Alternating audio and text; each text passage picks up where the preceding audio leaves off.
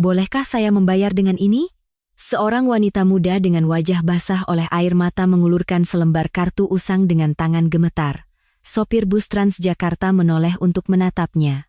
Di punggungnya, seorang anak laki-laki berusia 3 tahun digendong, menangis merengek kedinginan. Wajah wanita itu belepotan air mata dan ingus, sementara bahunya basah kuyup oleh air hujan.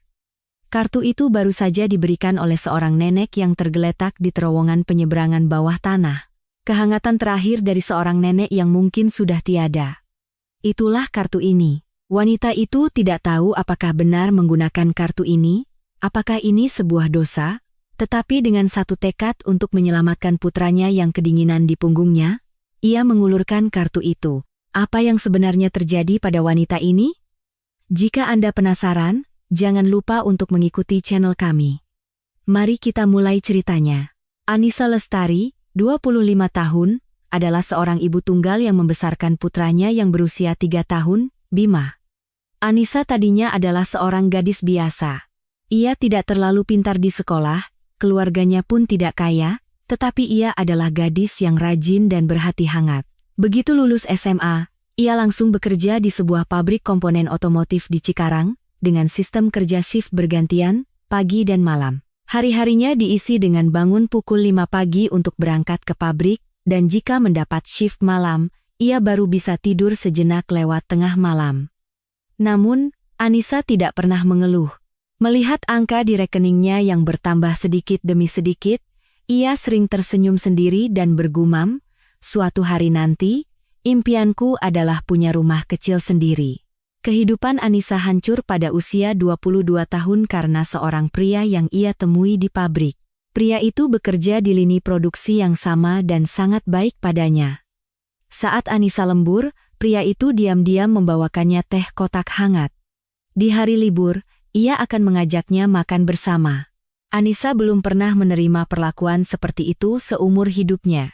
Orang tuanya sibuk bekerja banting tulang sehingga tak punya waktu untuk mengucapkan kata-kata hangat, dan di sekolah pun ia bukan siswi yang menonjol. Jadi, bayangkan betapa berdebar dan bersyukurnya ia ketika seseorang memberinya perhatian dan kehangatan.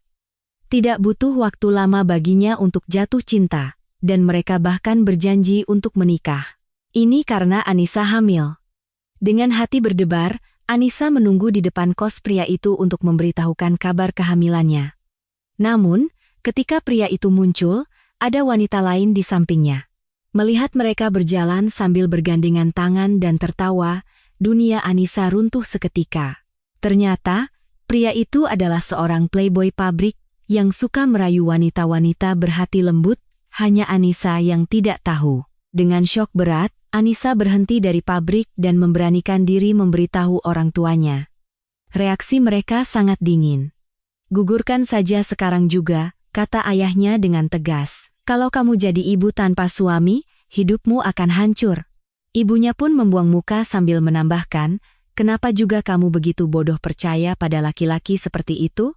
Kata-kata itu menusuk hati Anissa seperti pisau, tetapi ia tidak sanggup menggugurkan bayi di kandungannya. "Meskipun aku benci laki-laki itu, anak ini tidak berdosa, Bu, nyawa itu berharga." Ayahnya berdiri dengan marah dan berteriak, "Kalau kamu tidak mau menggugurkannya, pergi dari rumah ini." Mungkin itu hanya gertakan sesaat. Namun, Anissa benar-benar pergi.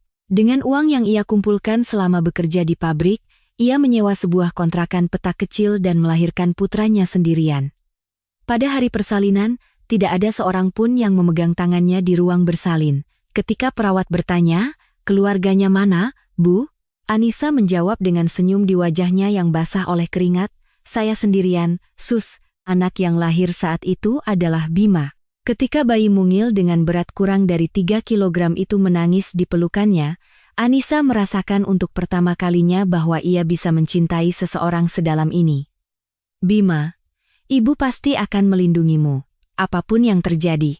Dengan janji itu, ia bertahan selama 2 tahun. Siang hari ia menggendong Bima sambil bekerja serabutan, dan malam harinya ia menerima pekerjaan borongan seperti mengemas makanan ringan atau menempel label, mengurangi waktu tidurnya.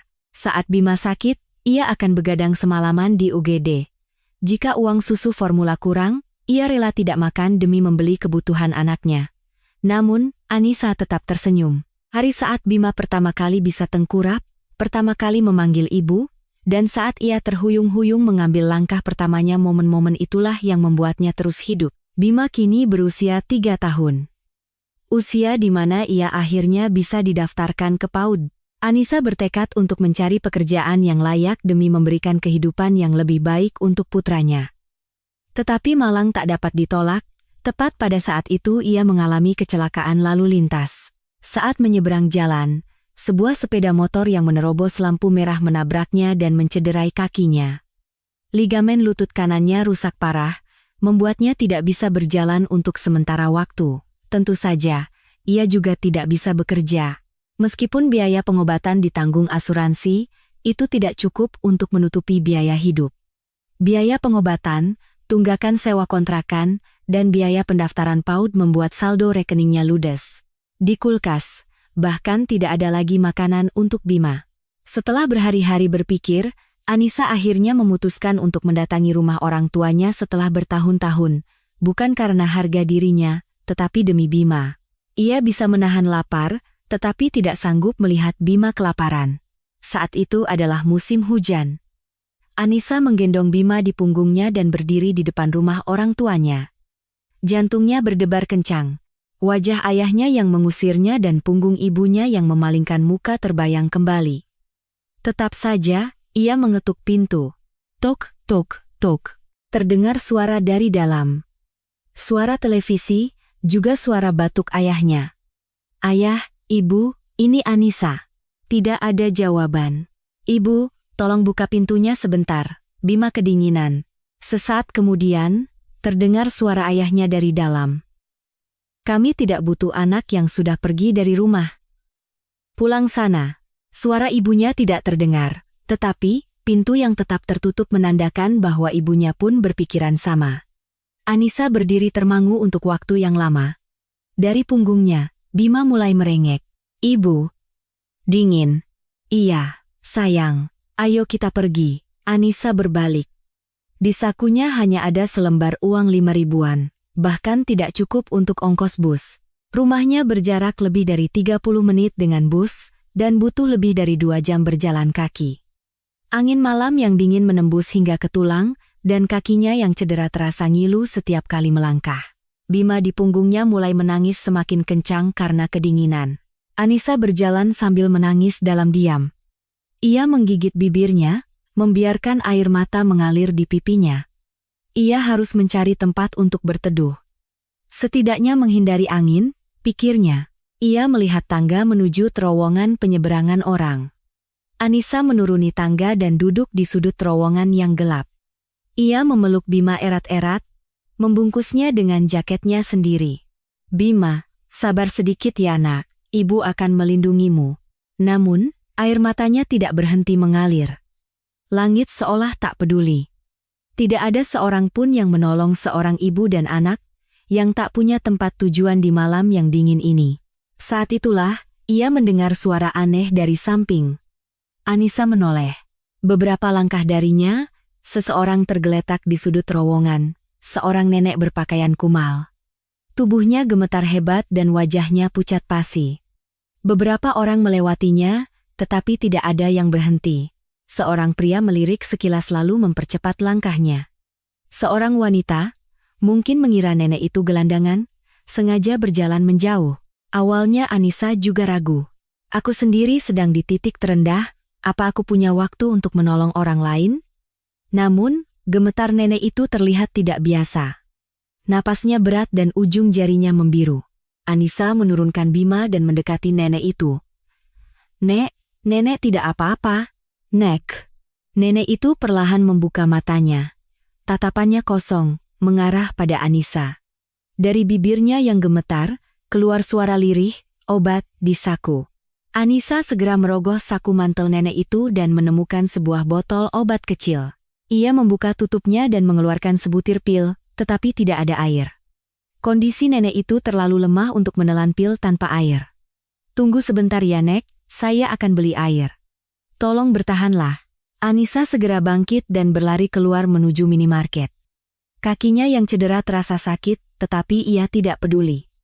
Saat berdiri di depan kulkas minuman, ia melihat selembar uang 5 ribuan di tangannya. Jika ia memakai uang ini, ia akan benar-benar tidak punya apa-apa lagi. Jangankan ongkos bus, makanan untuk Bima besok pun tidak akan terbeli. Ujung jarinya gemetar.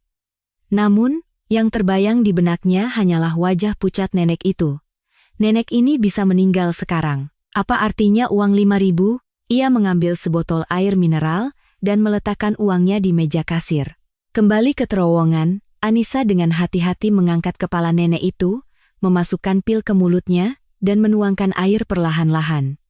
Pelan-pelan, nenek itu berhasil menelan obatnya. Seteguk, 2 teguk air membasahi tenggorokannya, dan napasnya yang berat perlahan menjadi lebih tenang.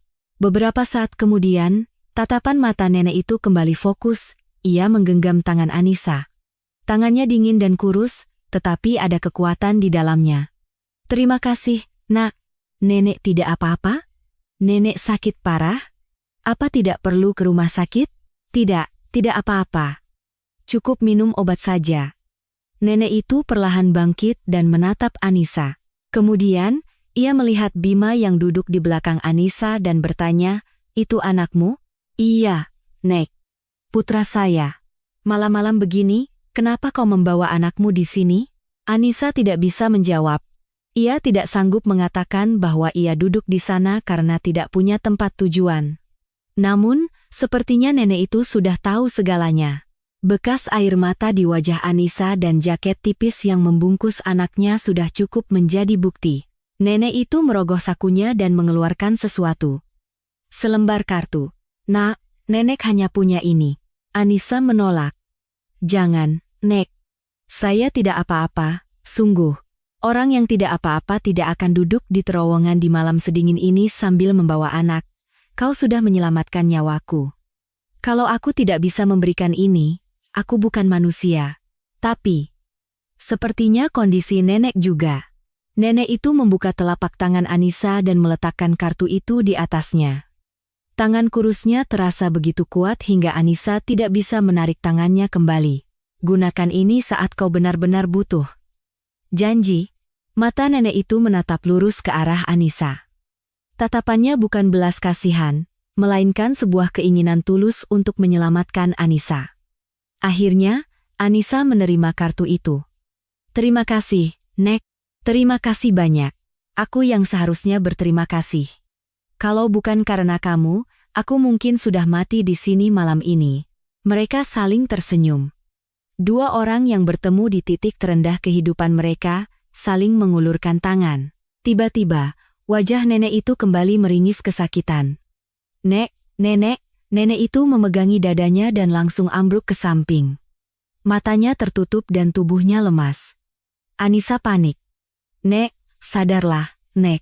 Dengan tangan gemetar, ia mengeluarkan ponsel dari sakunya dan menelepon ambulans. "Halo, ada seorang nenek pingsan. Tolong segera ke sini." "Di mana lokasinya, Bu?" Anissa hanya tahu ia berada di terowongan. Ia tidak tahu alamat pastinya. "Tunggu sebentar. Saya akan cek lokasi dan menelepon kembali." Anissa segera menggendong Bima dan berlari ke atas.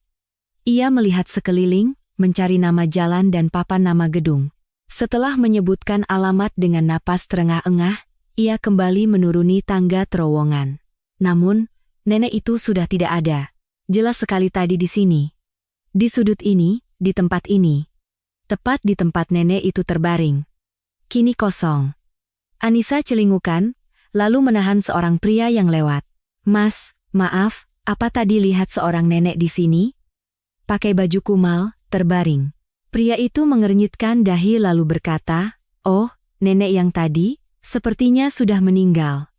Tadi ada yang bawa." "Siapa yang bawa?" "Orang-orang berpakaian hitam." Sepertinya. Kaki Anissa lemas. Meninggal, ia terduduk di tempat itu. Di tangannya, kartu itu berkilauan samar di bawah cahaya lampu neon yang redup. Jadi, ini adalah peninggalan terakhir nenek itu. Ini barang warisannya. Anissa menggenggam kartu itu erat-erat dengan kedua tangannya dan menunduk. Air matanya menetes di atas kartu. Bima di punggungnya, merasakan getaran tubuh ibunya, memeluk leher Anissa dengan tangan mungilnya. "Ibu, jangan nangis." "Iya, sayang." Ibu tidak menangis. Namun, air matanya terus mengalir. Di terowongan yang dingin, dengan selembar kartu peninggalan seorang nenek yang telah tiada, Anissa duduk termangu untuk waktu yang lama. Entah berapa lama berlalu, Anissa akhirnya bangkit. Hawa dingin dari lantai terowongan telah meresap ke seluruh tubuhnya, membuat ujung jarinya kaku. Bima di punggungnya sudah tertidur lelap. Ia harus pergi. Duduk di sini tidak akan mengubah apapun. Naik ke permukaan jalan, Anissa berdiri di depan halte bus. Di papan elektronik, tertera waktu kedatangan bus berikutnya, 7 menit lagi. Tapi ia tidak bisa naik. Uang di sakunya sudah habis. Lembaran 5.000-an terakhirnya telah ia gunakan untuk membeli air bagi nenek tadi. Kini, Anissa benar-benar tidak punya apa-apa. Jarak ke rumahnya lebih dari 2 jam berjalan kaki. Kaki kanannya yang cedera terasa ngilu, dan beban Bima di punggungnya terasa menekan bahunya. Mau tidak mau, harus jalan. Anissa baru saja melangkah, ketika Bima di punggungnya bergerak dan mulai merengek, "Ibu, dingin." Meskipun sudah dibungkus dengan jaketnya, angin malam terlalu dingin untuk ditahan. Tangan mungil Bima yang mencengkeram lehernya terasa sedingin es. Anissa berhenti, memindahkan Bima ke depan, dan memasukkannya ke dalam jaketnya. Pipi anaknya merah membeku dan bibirnya bergetar. "Bima, sabar sedikit ya. Nanti di rumah hangat." Tetapi Anissa tahu betapa kejamnya memaksa seorang anak berjalan selama 2 jam di tengah cuaca sedingin ini. Bisakah anak 3 tahun menahan angin ini selama 2 jam? Bagaimana jika ia membeku? Air mata Anissa kembali mengalir. Saat itu, di dalam saku jaketnya, ujung jarinya menyentuh sesuatu. Sesuatu yang keras dan persegi. Kartu yang diberikan nenek itu. "Gunakan ini saat kau benar-benar butuh." Suara nenek itu terngiang di telinganya. Anissa mengeluarkan kartu itu dan menatapnya. Permukaannya berkilauan samar di bawah lampu jalan. "Apa benar aku menggunakan kartu milik nenek yang sudah meninggal? Bukankah ini sama saja dengan mencuri?" Tetapi, Bima kembali gemetar di pelukannya. Getaran itu mengakhiri keraguan Anissa. Menyelamatkan anak ini adalah yang utama sekarang. Nenek itu pasti memberikan kartu ini untuk tujuan ini. Sebuah bus Transjakarta berhenti di halte. Dengan kaki gemetar, Anissa naik ke dalam bus. Sambil memeluk Bima dengan satu tangan, ia mengulurkan kartu itu dengan tangan lainnya. Air mata mengalir di pipinya, tetapi ia tak sempat menyekanya. "Pak, bolehkah saya membayar dengan ini?" Suaranya parau. Sopir bus menoleh menatap Anissa. Seorang wanita muda berwajah basah oleh air mata, menggendong anak kecil, dan memegang kartu usang dengan tangan gemetar. Tanpa berkata apa-apa, sopir itu hanya mengangguk. "Tempelkan saja, Bu."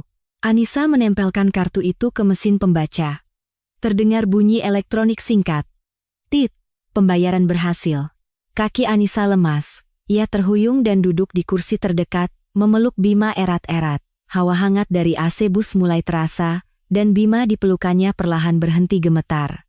Anissa menangis tanpa suara, menggigit bibirnya agar isakannya tidak terdengar. "Nenek, terima kasih." Selembar kartu peninggalan terakhir dari seorang nenek yang mungkin sudah tiada, telah menyelamatkan seorang ibu dan anaknya di malam yang dingin itu. Di luar jendela bus, lampu-lampu jalanan berkelebat. Anissa melihat bayangan wajahnya di kaca dan berpikir, dunia ini mungkin tidak sekejam yang kukira. Masih ada orang seperti nenek itu. Anissa tiba di kontrakannya lewat pukul 11 malam. Ia membaringkan Bima di kasur, menyelimutinya, lalu mengeluarkan kartu itu dari sakunya. Ia menatapnya lama. Seorang nenek yang bahkan tidak ia ketahui namanya.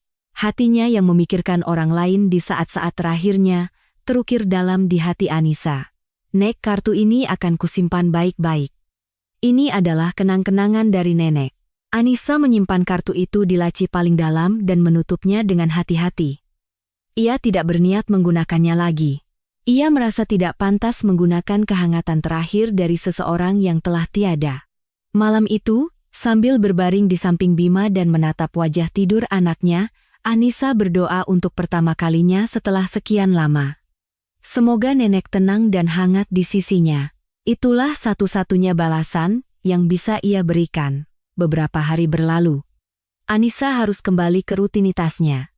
Kondisi kakinya membaik, dan ia harus segera mencari pekerjaan untuk membayar tunggakan sewa dan biaya PAUD Bima. Hari itu, setelah mengantar Bima ke PAUD, ia sedang merapikan surat lamaran kerja ketika mendengar suara mobil di luar. Suara mesin yang berat, tidak biasa untuk lingkungan kontrakan sempit itu. Lalu, terdengar ketukan di pintu. Tok, tok. Anissa membuka pintu dengan hati-hati. Seorang pria asing berdiri di depannya. Pria paruh baya berjas rapi, dan di belakangnya, sebuah sedan hitam mewah terparkir di ujung gang. Pemandangan yang sangat tidak cocok dengan lingkungan kumuh itu. Pria itu bertanya dengan suara sopan namun tegas. Permisi, apa benar ini dengan Ibu Anissa Lestari? Iya, benar. Ada apa ya? Pria itu mengeluarkan sebuah kartu dari dalam sakunya yang terbungkus plastik transparan. Saat melihat kartu itu, jantung Anissa berdebar kencang, desainnya sama persis dengan kartu yang ia simpan di laci. Beberapa hari yang lalu, ada catatan transaksi pembayaran bus dengan kartu ini. Apakah Anda yang menggunakannya? Wajah Anissa pucat pasi. Tertangkap, pikirnya. Menggunakan kartu milik nenek yang sudah meninggal pasti jadi masalah. Apa aku akan dituduh mencuri? Dilaporkan ke polisi? Berbagai pikiran berkecamuk, tetapi Anissa tidak bisa berbohong. Dengan suara gemetar, ia mengaku. Iya, saya yang memakainya. Tapi, saya tidak mencurinya. Saya menolong seorang nenek yang pingsan di terowongan, dan beliau sendiri yang memberikannya pada saya. Sungguh. Pria itu menatap Anissa tanpa ekspresi, lalu berkata, cerita detailnya bisa kita bicarakan di jalan. Anda harus ikut dengan kami. Kemana? Anda akan tahu nanti. Anissa takut, tetapi ia tahu ia tidak bisa lari.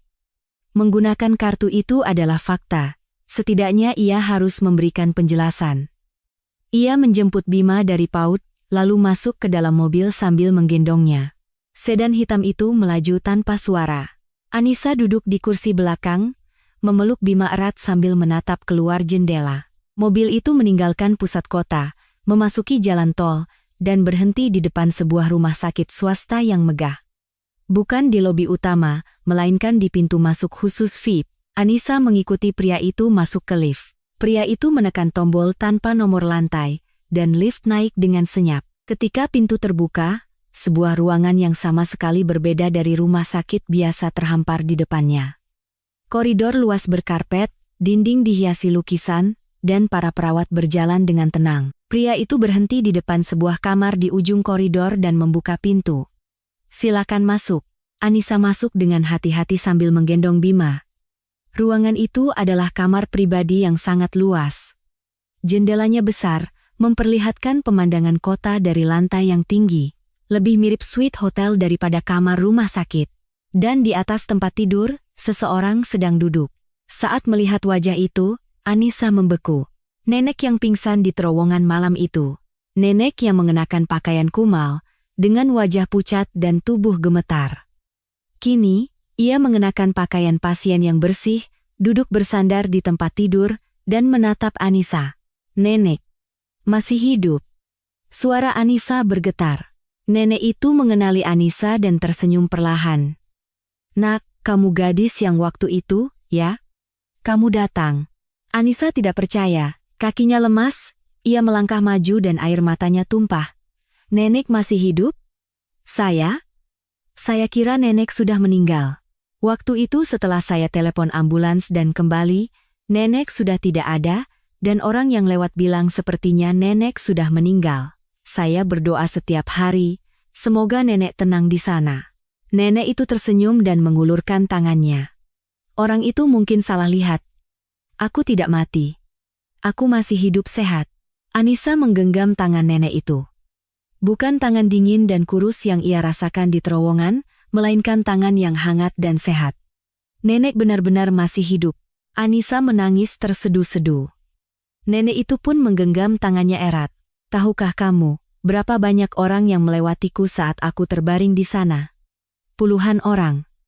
Mereka hanya melirik lalu pergi, bahkan ada yang sengaja menghindar. Kalau bukan karena kamu, aku benar-benar akan mati di sana malam itu. Anissa menggeleng. Bukan begitu, Nek. Saya hanya melakukan hal yang wajar. Justru kartu yang nenek berikan malam itu. Kalau bukan karena kartu itu, saya harus berjalan 2 jam di tengah dingin, sambil menggendong anak saya. Neneklah yang menyelamatkan saya. Nenek itu menatap Anissa tanpa berkata apa-apa, lalu mengangguk pelan. Saat itu, pintu kamar terbuka dan seseorang masuk. Seorang wanita membawa map, membungkuk dalam-dalam, dan berkata, "Ibu Direktur, sudah waktunya minum obat." Mata Anissa membelalak. "Ibu Direktur?" Ia menoleh ke arah nenek itu, yang hanya menatapnya dengan tenang. Anissa menatap wanita itu, lalu kembali menatap si nenek. "Nenek, seorang direktur?" Wanita itu menjawab dengan sopan, "Beliau adalah Ibu Ratna Soedarsono." Ratna Soedarsono. Anissa tidak mungkin tidak tahu nama itu, nama yang sering ia dengar di berita dan koran. Pemilik salah satu konglomerat terbesar di Indonesia. Seorang CEO wanita yang berhasil mencapai puncak di dunia bisnis yang didominasi pria. Julukannya pun Anissa tahu, singa betina. Tapi, kenapa malam itu nenek ada di terowongan? Ibu Ratna tersenyum getir. "Aku bosan di rumah sakit dan diam-diam kabur. Tiba-tiba penyakitku kambuh. Aku pergi sendiri tanpa memberitahu pengawal. Salahku sendiri." Anissa masih bingung. CEO konglomerat terbesar di Indonesia, mengenakan pakaian kumal dan tergeletak di terowongan. Dan yang menyelamatkannya adalah dirinya, yang hanya punya uang Rp5.000 di saku. Ternyata hal seperti ini bisa terjadi di dunia. Ibu Ratna melihat ekspresi Anissa dan berkata, "Kamu kaget, kan? Tapi tidak ada yang berubah. Entah aku seorang direktur atau bukan, apa yang kamu lakukan untukku malam itu tetap sama. Aku akan memberimu imbalan." "Apa yang kamu butuhkan?" Anissa, setelah terdiam sejenak, menggelengkan kepala. "Saya tidak butuh imbalan, Bu. Menolong orang yang kesulitan itu, sudah sewajarnya. Saya tidak pantas menerima apapun untuk itu." Ibu Ratna menatap Anissa dalam diam, cukup lama. "Sewajarnya?" Malam itu puluhan orang lewat, tapi tidak ada yang berhenti. Seorang gadis yang hanya punya Rp5.000 di saku, menggunakan uang itu untuk menyelamatkan orang asing, dan kau bilang itu wajar? Gadis ini, bagaimana cara ia menjalani hidupnya? Mata Ibu Ratna menatap Anissa tajam, tetapi Anissa tidak menyadari beratnya tatapan itu. Bima menyembulkan kepalanya dari pelukan Anissa dan menatap Ibu Ratna. "Ibu, nenek ini siapa?" Anissa panik dan hendak menutup mulut Bima, tetapi Ibu Ratna tertawa lebih dulu, tawa yang sangat kecil, tetapi jelas sebuah tawa. Aku hanya seorang nenek." Pada saat itu, tidak ada yang tahu sejauh mana takdir akan membawa mereka bertiga. Ratna Soedarsono. Tidak ada seorang pun di dunia bisnis yang tidak mengenal nama itu. Pendiri dan direktur utama Soedarsono Group, salah satu dari 10 konglomerat terbesar di Indonesia. Orang-orang menjulukinya singa betina. Sekali menerkam, ia tidak akan melepaskan. Ia tidak pernah goyah oleh emosi, dan tanpa ampun akan menyingkirkan siapapun baik kawan maupun lawan yang tidak lagi berguna. Ada alasan di balik julukan itu. Pada usia 32 tahun, ia kehilangan suaminya dalam kecelakaan lalu lintas yang mendadak. Pria yang pagi itu pamit bekerja dan berjanji akan bertemu saat makan malam, siangnya sudah terbaring kaku di kamar jenazah. Yang tersisa hanyalah tumpukan utang dan 2 putra, berusia 5 dan 3 tahun. Kata-kata kerabat suaminya di pemakaman masih terngiang di telinganya. Bagaimana bisa seorang wanita sendirian membesarkan 2 anak? Cari suami baru saja. Tutup saja usahanya. Apa yang bisa dilakukan seorang wanita? Mendengar itu, Ratna menggertakkan giginya. "Lihat saja nanti. Aku akan berhasil." Ia mengambil alih perusahaan distribusi kecil peninggalan suaminya dan memulai bisnis. Awalnya, tidak ada yang mau berbisnis dengannya. Setiap kali bertemu klien, ia selalu mendengar komentar, "Bosnya seorang wanita." Saat mengajukan pinjaman di bank, ia diminta membawa penjamin laki-laki. Malam hari, setelah menidurkan anak-anaknya, Ia akan begadang sampai subuh memeriksa buku besar. Siang harinya, ia berkeliling dari satu klien ke klien lain, menundukkan kepala lagi dan lagi. Dalam proses itu, Ratna menciptakan satu prinsip untuk dirinya sendiri. Jangan percaya pada orang. Percayalah pada angka. Karyawan yang ia percaya pernah bersekongkol dengan klien untuk menusuknya dari belakang. Rekan bisnis yang ia anggap teman pernah merebut seluruh klien utamanya. Ketika ia lemah, ia diinjak. Ketika ia percaya, ia dikhianati. Setiap kali itu terjadi, Ratna menjadi semakin kuat dan semakin dingin. Menunjukkan emosi berarti menunjukkan kelemahan, jadi ia tidak pernah tersenyum.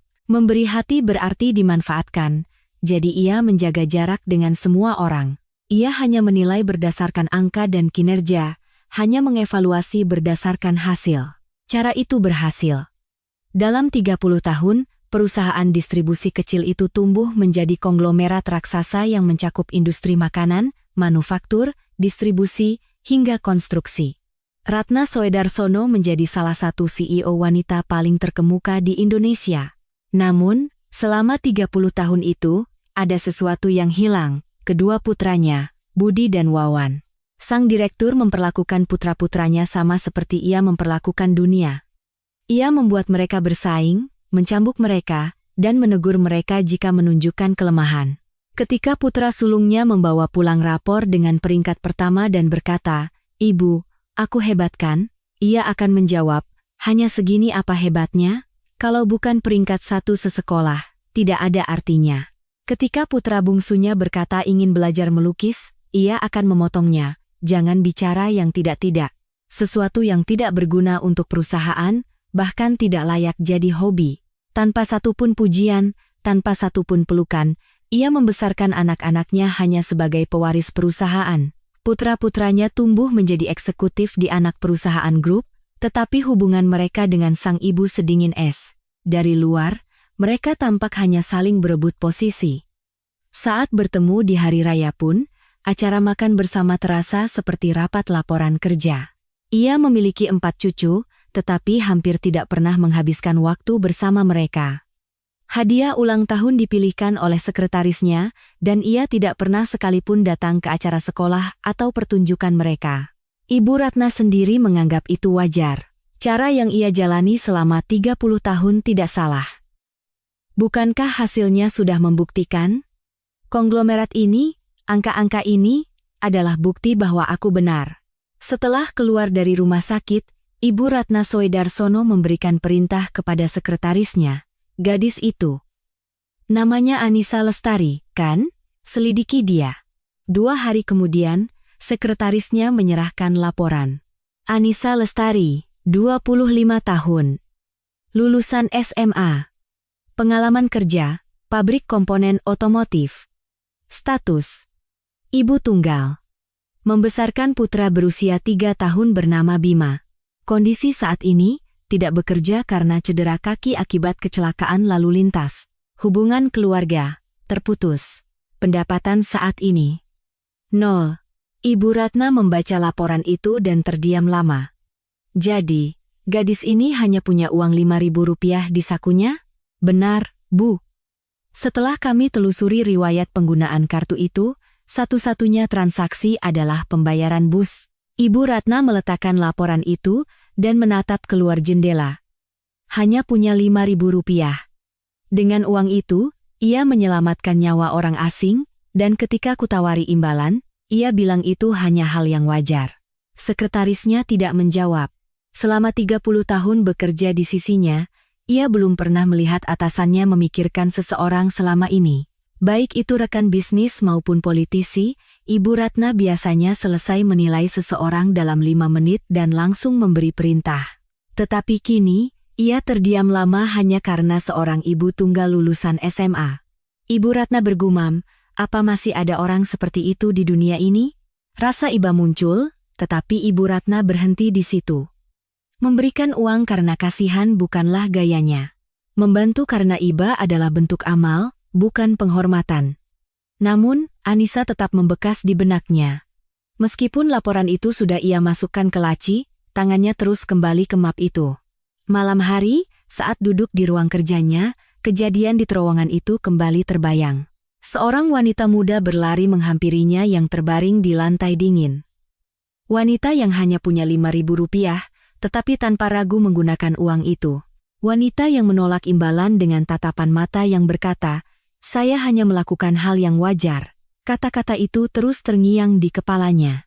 Dalam 30 tahun kehidupan Ratna Soedarsono, tidak ada orang yang menolong tanpa pamrih. Semua orang punya alasan, punya harga, punya perhitungan. Tetapi gadis ini tidak punya itu semua. Ia bergerak bukan dengan perhitungan, melainkan dengan hati. Seseorang yang sulit dilupakan, bahkan ketika Ibu Ratna mencoba melupakannya. Nama Anissa Lestari diam-diam mulai menempati sebuah ruang di benak Ratna Soedarsono. Beberapa bulan berlalu. Kaki Anissa perlahan pulih. Ia tidak bisa menunda lebih lama lagi. Saldo rekeningnya sudah kosong, tunggakan sewa sudah 3 bulan, bahkan biaya PAUD Bima mulai menunggak. Ia harus mencari pekerjaan. Tetapi, tidak banyak tempat yang mau menerima seorang ibu tunggal berusia 25 tahun dengan ijazah SMA dan pengalaman kerja pabrik. Ia mengirim lebih dari 10 surat lamaran, tetapi tidak ada panggilan. Saat wawancara, pertanyaan anaknya siapa yang jaga, selalu muncul. Ketika ia menjawab membesarkannya sendiri, tatapan pewawancara berubah. Bukan iba, melainkan tatapan yang melihatnya sebagai beban. Akhirnya, pekerjaan yang Anissa dapatkan adalah di sebuah pabrik biskuit. Sebuah pabrik di bawah naungan Soedarsono Foods, anak perusahaan Soedarsono Group. Tentu saja, Anissa tidak tahu fakta itu. Baginya, yang penting adalah jam kerjanya pagi, sehingga sesuai dengan jam PAUD, dan mereka mau menerima karyawan tanpa pengalaman khusus.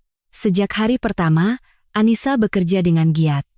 Ia menakar bahan di ruang adonan, memeriksa kemasan di lini produksi, dan tanpa disuruh pun ia akan membersihkan area kerjanya sebelum pulang. Namun, posisinya di pabrik itu terasa sempit. Gosip beredar di antara rekan-rekannya, tentang statusnya sebagai ibu tunggal, tentang ia punya anak. Saat makan siang bersama, obrolan akan berhenti begitu Anissa datang. Setiap kali ada pengumuman acara makan bersama, seseorang akan berkata dengan nada yang seolah-olah pengertian, "Bu Anissa pasti tidak bisa ikut ya, kan harus urus anak." Jika ia tidak bisa lembur, mandornya akan menyindir terang-terangan. Yang lain lembur semua, kok Bu Anissa pulang paling awal terus? Anissa hanya bisa menunduk dan berkata, "Maaf, Pak, harus jemput anak." Tetapi mandornya sudah berbalik pergi. Meski begitu, Anissa bertahan. Ia bekerja lebih keras, datang lebih pagi, dan bekerja lebih teliti dari yang lain. Ia harus menghidupi anaknya. Jika ia gagal di sini, ia tidak punya tempat lain untuk pergi. Suatu hari, sebuah insiden terjadi. Bahan baku yang salah dimasukkan dalam proses adonan, menyebabkan satu lini produksi biskuit gagal total. Ribuan kardus biskuit, semuanya harus dibuang, dan lini produksi dihentikan sementara. Kerugiannya mencapai puluhan juta rupiah. Manajer pabrik marah besar dan memerintahkan investigasi. Sang mandor menyerahkan laporan, yang bertugas di bagian adonan hari itu adalah Anissa Lestari. Diduga ia salah urutan memasukkan bahan. Anissa terperangah. Hari itu, yang memasukkan bahan di ruang adonan adalah mandornya sendiri. Anissa sedang bertugas memeriksa kualitas di lini pengemasan, bahkan tidak berada di dekat ruang adonan. "Saya tidak di bagian adonan hari itu, Pak. Saya di lini pengemasan." Mandor itu melotot. "Apa maksudmu? Jelas-jelas aku yang menyuruhmu." "Tanya saja yang lain, mereka semua tahu." Anissa melihat sekeliling.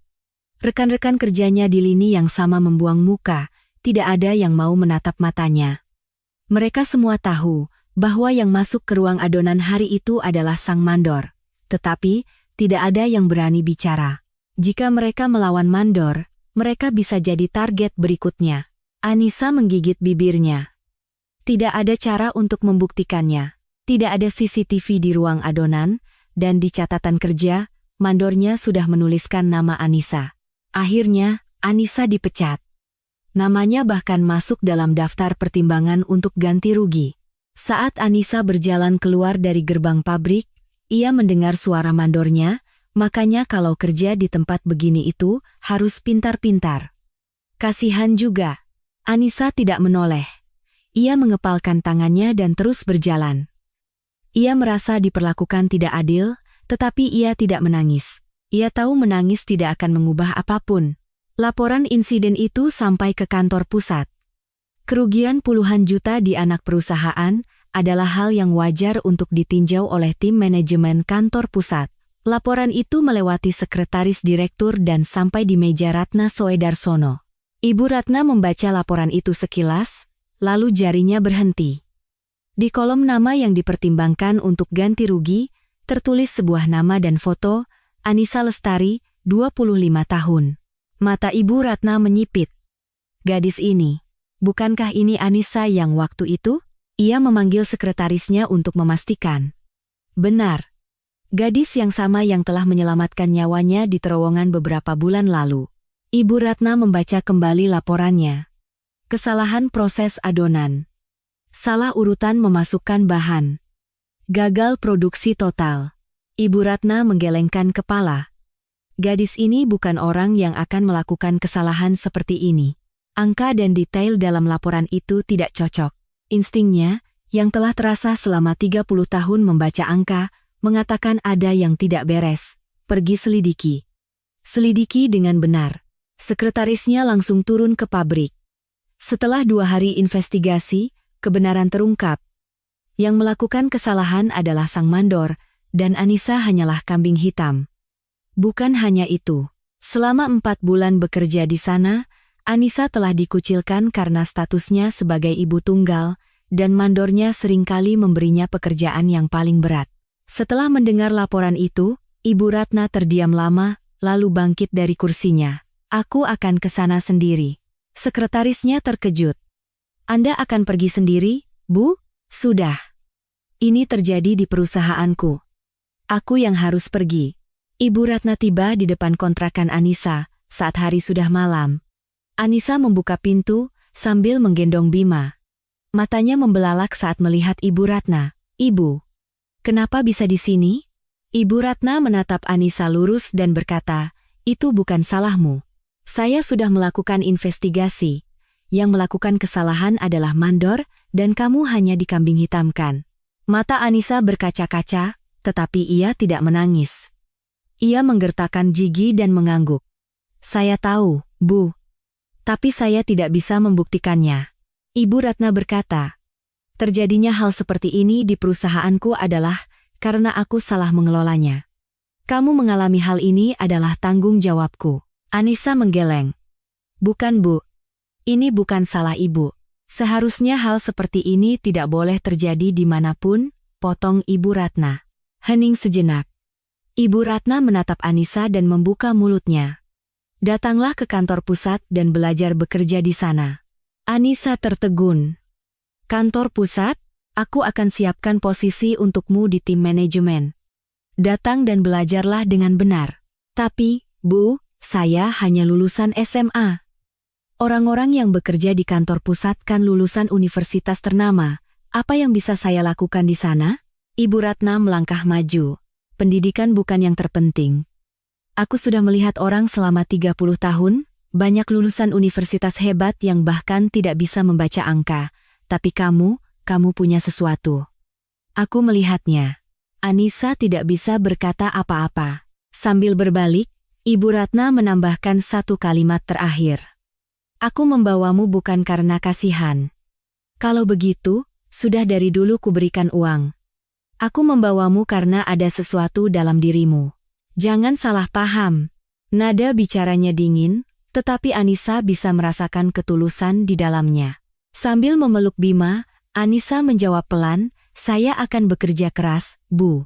Ibu Ratna berjalan pergi tanpa menjawab, dan sedan hitamnya menghilang dari gang sempit itu. Anissa berdiri di sana untuk waktu yang lama, menatap ke arah mobil itu menghilang. Bima di pelukannya mendongak dan bertanya, Ibu, kenapa menangis? Anissa tersenyum dan menyeka air matanya. Ibu tidak menangis, sayang. Sesuatu yang baik baru saja terjadi. Pada hari pertama Anissa masuk kerja di kantor pusat Soedarsono Group, langkahnya terhenti begitu memasuki lobi. Ruangan luas dengan dinding kaca hingga ke langit-langit, orang-orang berlalu lalang dengan cepat, semuanya mengenakan pakaian rapi dengan wajah penuh percaya diri. Anissa merasa tidak percaya ia berada di sini. Seseorang yang biasa memakai seragam pabrik dan berdiri di lini produksi, kini akan bekerja di dalam gedung ini. Saat ditempatkan di tim manajemen, kepala tim menunjukkan mejanya. Bu Anissa, ini meja Anda.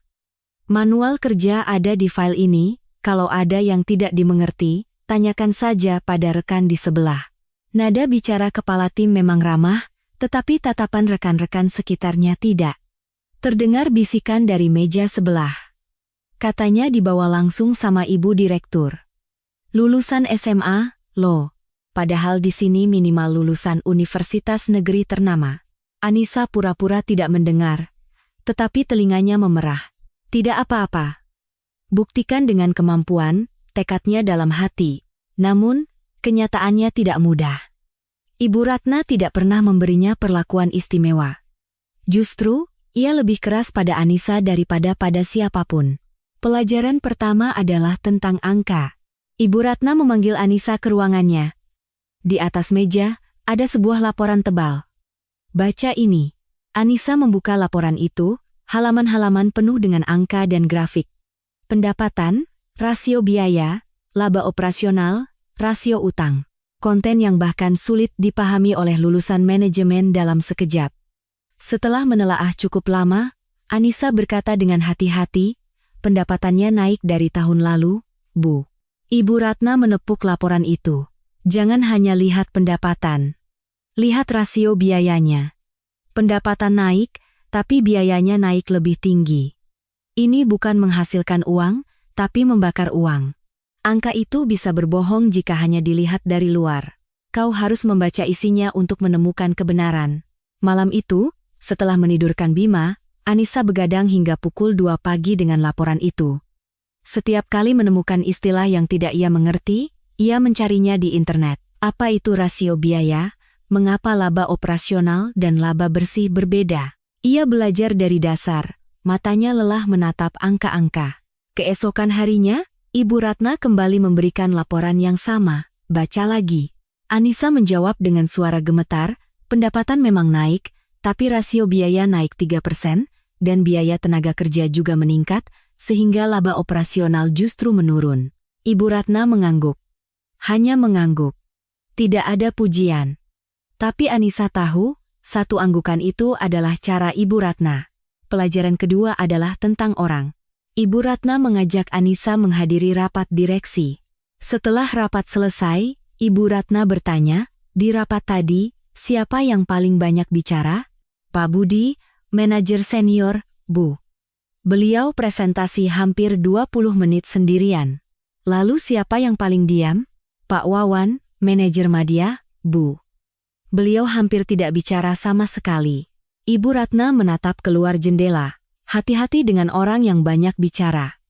Banyak bicara itu artinya pekerjaannya tidak ada. Karena tidak ada yang bisa ditunjukkan, ia mengisinya dengan kata-kata. Orang yang benar-benar bekerja itu tidak banyak bicara. Angka yang akan berbicara untuknya. Anissa mencatat kata-kata itu di buku catatannya. Setiap ucapan Ibu Ratna adalah pelajaran hidup yang tidak ada di buku teks. Pelajaran ketiga adalah tentang laporan. Untuk pertama kalinya, Ibu Ratna meminta Anissa membuat laporan.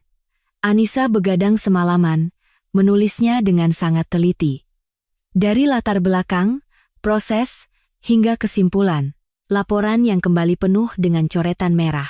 Hampir setiap kalimat dicoret, dan di bagian atas, tertulis satu baris tulisan tangan Ibu Ratna, langsung ke kesimpulan. Direktur itu orang sibuk. Anissa menulis ulang laporannya. Kesimpulan di baris pertama, diikuti dengan bukti-bukti, dan latar belakang di bagian paling akhir. Saat diserahkan kembali, coretan merahnya berkurang separuh. Penyerahan ketiga, coretan merahnya tinggal 3. Dan pada kali keempat, Ibu Ratna meletakkan laporan itu dan berkata, "Nah, ini baru enak dibaca." Mendengar satu kalimat itu, Anissa berlari ke toilet dan menangis. Bukan karena bahagia, tetapi karena semua yang telah ia lalui terasa meluap. Dikhianati, dibuang, diusir, difitnah. Setelah melalui semua itu dan bertahan, ia tidak tahu bahwa usahanya diakui seseorang bisa terasa begitu mengharukan. Namun, setelah menangis, ia langsung membasuh muka dan kembali ke mejanya. Ia tahu Ibu Ratna tidak suka air mata. Suatu hari, saat ia hampir menangis karena tidak bisa menyelesaikan laporan tepat waktu, Ibu Ratna melihatnya dan berkata, "Jangan menangis. Air mata tidak akan mengubah apapun, buktikan dengan kemampuanmu. Aku membawamu bukan karena kasihan. Orang yang kasihan di dunia ini banyak. Aku membawamu karena ada sesuatu dalam dirimu. Buktikan." Kata-kata itu terasa seperti cambuk yang menyakitkan, tetapi sekaligus membangkitkan Anissa. Orang ini tidak mengasihaniku, tapi mempercayaiku. Karena ia yakin aku bisa, makanya ia mendorongku sekeras ini. Sejak saat itu, hari-hari Anissa berubah. Ia bangun pukul 6 pagi, mengantar Bima ke PAUD, lalu bekerja tanpa makan siang. Setelah pulang, ia menjemput Bima, memberinya makan, menidurkannya, lalu dari pukul 11 malam hingga 1 pagi, ia akan menulis ulang laporan, membaca buku-buku manajemen yang direkomendasikan Ibu Ratna, dan berlatih menganalisis angka. Waktu tidurnya sering kurang dari 4 jam, tetapi Anissa tidak pernah mengeluh. Perlahan tapi pasti, ia berubah. Coretan merah di laporannya berkurang, ia mulai bisa membaca angka dengan jeli, dan saat berbicara di rapat, ia bisa langsung ke inti permasalahan. Ibu Ratna mengamati perubahan itu dalam diam. Ia tidak pernah memujinya secara lisan, tetapi waktu yang ia habiskan untuk memeriksa laporan Anissa yang semakin singkat adalah jawabannya. Ajaran inti Ibu Ratna adalah ini, dunia ini dingin. Untuk bertahan di dunia yang dingin, kau harus menjadi kuat. Lemah itu bukan dosa, tapi kalau kau tetap lemah, kau akan diinjak, jadilah kuat. Hanya dengan begitu kau bisa melindungi apa yang ingin kau lindungi. Anissa menanamkan kata-kata itu di hatinya. Namun, sambil belajar dari Ibu Ratna, Anissa tidak kehilangan caranya sendiri, ia menjadi kuat, tetapi tidak menjadi dingin. Ia bisa membaca angka, tetapi tidak melihat orang sebagai angka. Kemampuannya meningkat, tetapi ia tetap rendah hati. Setiap pagi, hal pertama yang ia lakukan adalah menyapa orang-orang di sekitarnya. Apa yang diajarkan Ibu Ratna adalah teknik untuk bertahan hidup di dunia, tetapi apa yang sudah dimiliki Anissa adalah hati untuk memperlakukan sesama manusia. Ketika keduanya bertemu, belum ada yang tahu akan menjadi orang seperti apa dirinya. Sambil mengajar, Ibu Ratna juga mengamati Anissa. Awalnya, ia hanya ingin memastikan, apakah aku benar melihat potensi gadis ini? Apakah ia layak untuk diinvestasikan? Ia mengamati Anissa dengan dingin, seperti ia membaca angka, dengan cara yang sama yang ia gunakan untuk menyaring orang selama 30 tahun. Namun, seiring waktu, sesuatu yang aneh terjadi. Ibu Ratna yang mengamati Anissa, tetapi justru dirinya sendiri yang merasa dipertanyakan. Anissa tidak pernah bertanya secara langsung. Hanya saja, setiap tindakan Anissa secara diam-diam meretakkan prinsip 30 tahun Ibu Ratna. Pertama kali ia merasakannya adalah karena seorang karyawan baru di tim manajemen. Karyawan itu membuat kesalahan besar. Ia salah memasukkan angka di surat pesanan untuk klien, membuat jumlah pesanan menjadi 10 kali lipat. Kepala tim marah besar. Apa ini? Kamu kirim tanpa periksa ulang? Kalau pesanan ini tidak bisa dibatalkan, kamu tahu berapa kerugiannya? Karyawan baru itu pucat pasi dan menunduk.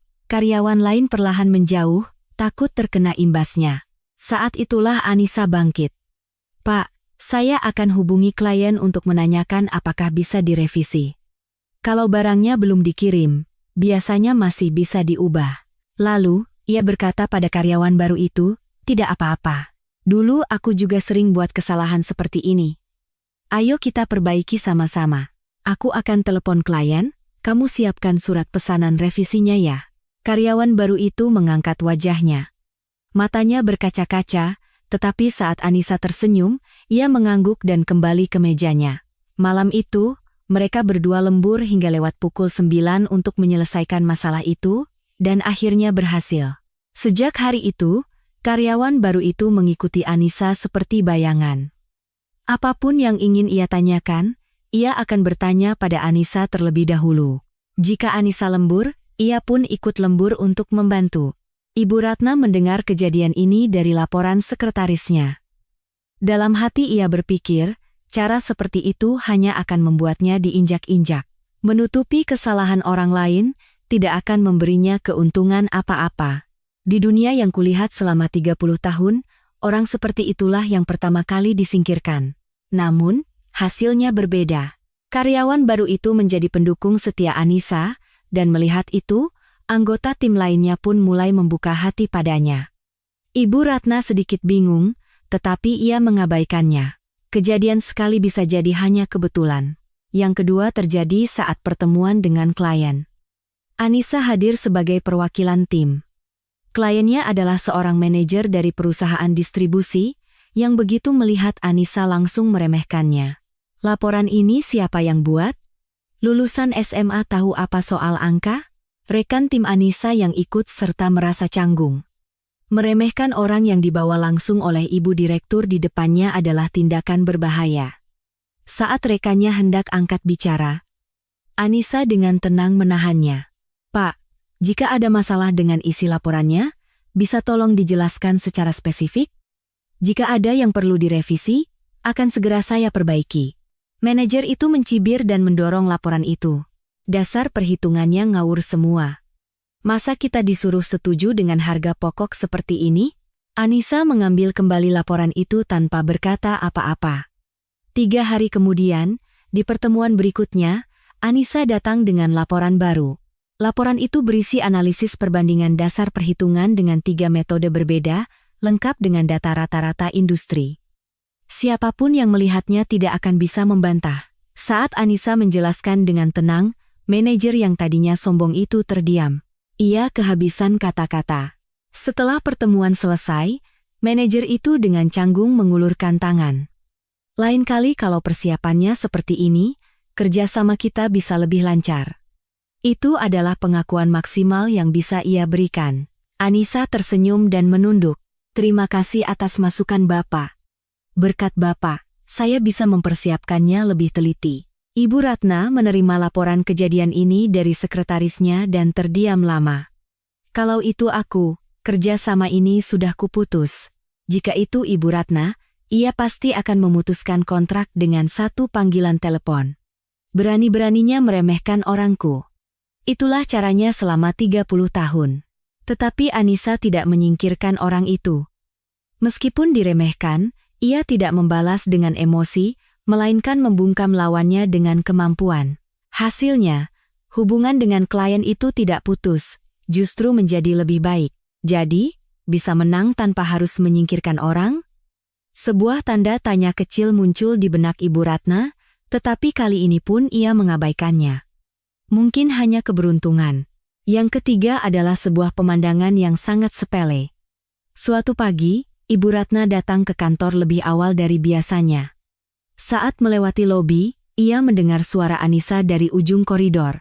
Bu, hari ini udaranya dingin sekali ya. Ini, Bu, diminum biar hangat. Ibu Ratna berhenti dan mengintip dari balik sudut. Anissa sedang memberikan minuman hangat kepada seorang ibu petugas kebersihan. Petugas kebersihan itu tersenyum lebar sambil menerima minuman itu. Aduh, Mbak Anissa, tiap hari begini kan jadi merepotkan. Terima kasih banyak ya. Tidak apa-apa Bu. Ibu kan setiap hari datang dari subuh, pasti dingin sekali. Saya kan hanya duduk di kantor, kalau tidak bisa begini keterlaluan namanya. Petugas kebersihan itu tersenyum pada Anissa. Senyum yang sudah lama sekali tidak pernah Ibu Ratna lihat. Melihat wajah tulus itu, hatinya terasa sesak. Pernahkah ada orang yang tersenyum seperti itu padaku? Di depan Ibu Ratna, orang-orang tidak tersenyum. Mereka tegang, hati-hati, dan takut. Mereka membungkuk dalam-dalam dan berkata, "Baik, Bu Direktur," tetapi tidak ada satupun yang pernah memberinya senyum seperti itu. Meskipun itu hanya pemandangan sepele, Ibu Ratna terpaku di tempat itu untuk waktu yang lama. Yang keempat dibuktikan oleh angka. Setelah Anissa bekerja selama 4 bulan, laporan kinerja tim keluar. Produktivitas di bagian yang ditangani Anissa meningkat 20%. Keluhan dari klien turun 30%, dan dalam survei kepuasan kerja sama internal, tim manajemen menduduki peringkat pertama. Sekretarisnya melaporkan, yang aneh adalah, Bu Anissa tidak memperkenalkan sistem baru atau strategi inovatif.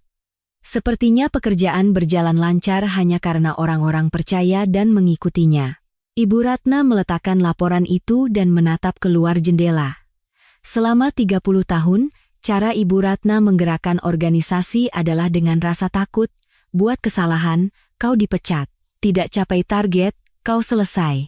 Rasa takut itulah yang membuat orang bergerak dan menghasilkan. Tetapi Anissa justru sebaliknya. Ia menggerakkan orang bukan dengan rasa takut, melainkan dengan kepercayaan.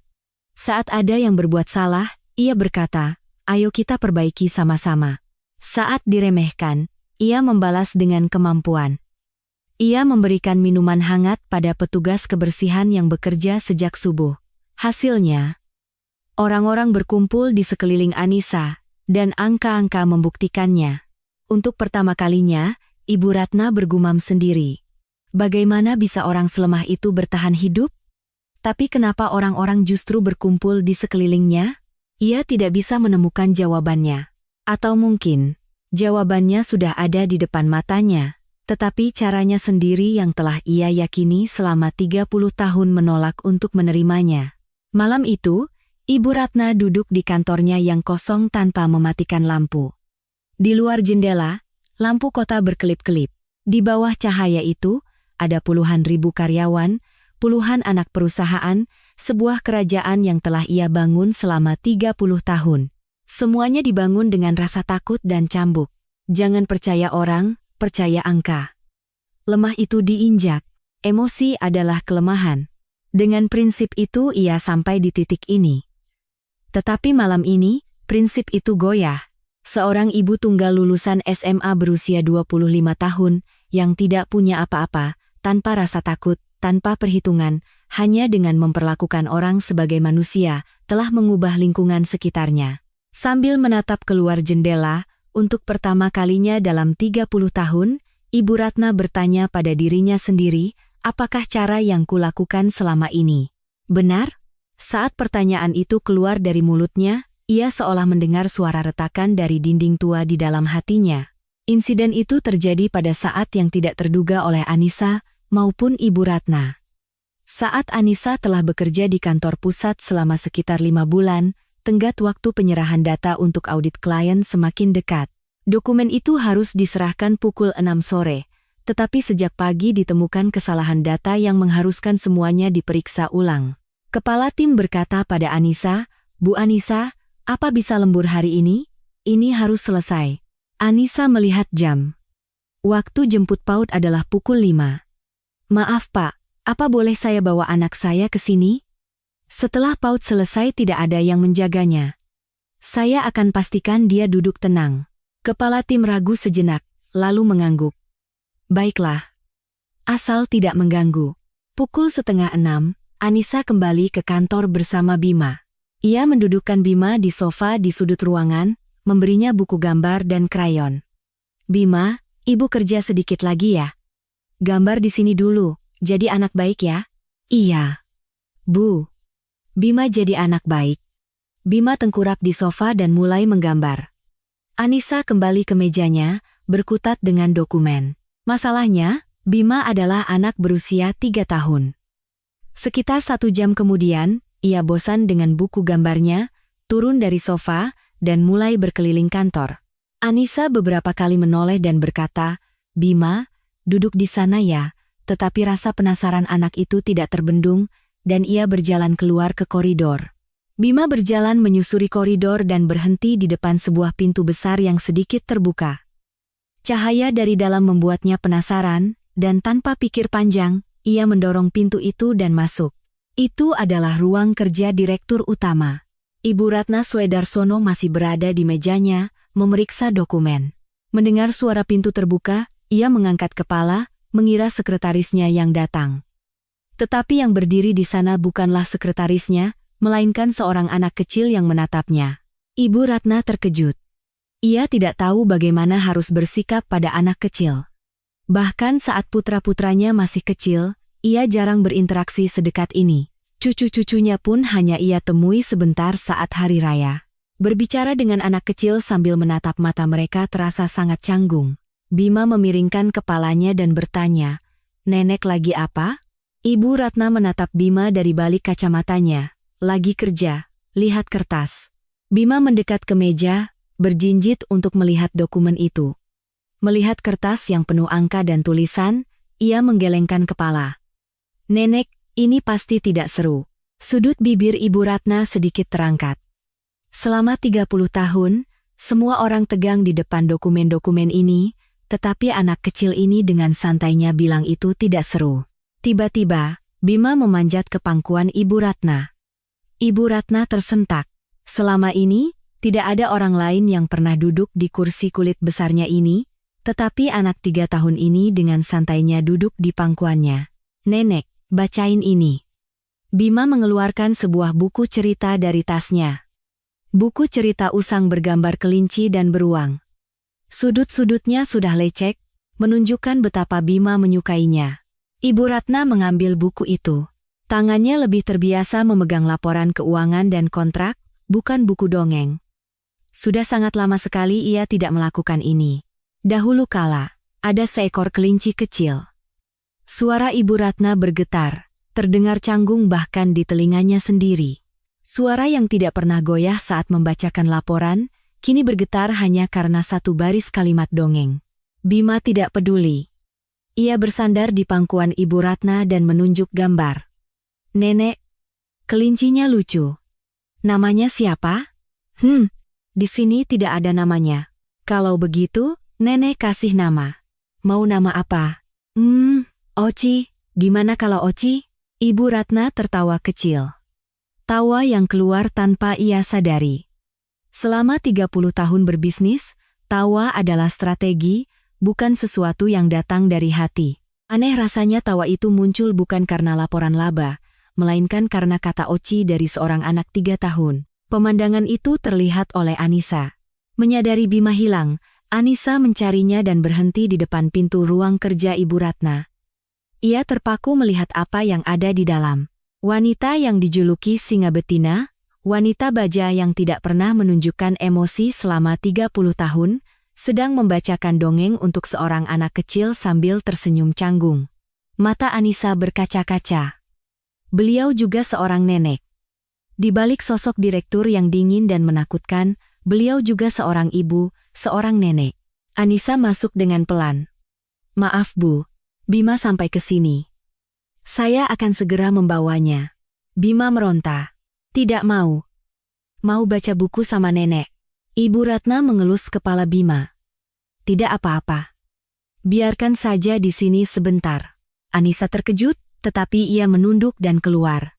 Pemandangan terakhir yang ia lihat sebelum menutup pintu adalah Bima yang duduk di pangkuan Ibu Ratna, membalik halaman buku, dan Ibu Ratna yang melanjutkan ceritanya dengan terbata-bata. Sejak hari itu, Bima mulai memanggil Ibu Ratna Nenek Ratna. Nenek Ratna Holu. Saat pertama kali mendengarnya, Ibu Ratna membeku. Selama 30 tahun, tidak ada yang memanggilnya seperti itu. Ibu Direktur, Ibu, singa betina semuanya adalah jabatan atau julukan, tidak ada yang memanggil namanya dengan begitu akrab. Tetapi anak kecil ini dengan santainya memanggil namanya sambil tersenyum. "Nenek Ratna, hari ini bacain buku lagi ya." "Nenek Ratna, ini enak." "Nenek coba juga." "Nenek Ratna, Bima kangen." Setiap kali Bima datang ke kantor, hari-hari Ibu Ratna berubah. Ia tidak mau mengakuinya, tetapi tindakannya berbicara lebih dulu. Pada hari-hari Bima mungkin datang, ia akan menyiapkan biskuit di sudut ruangannya. Ia diam-diam menempelkan gambar buatan Bima di dinding ruang kerjanya.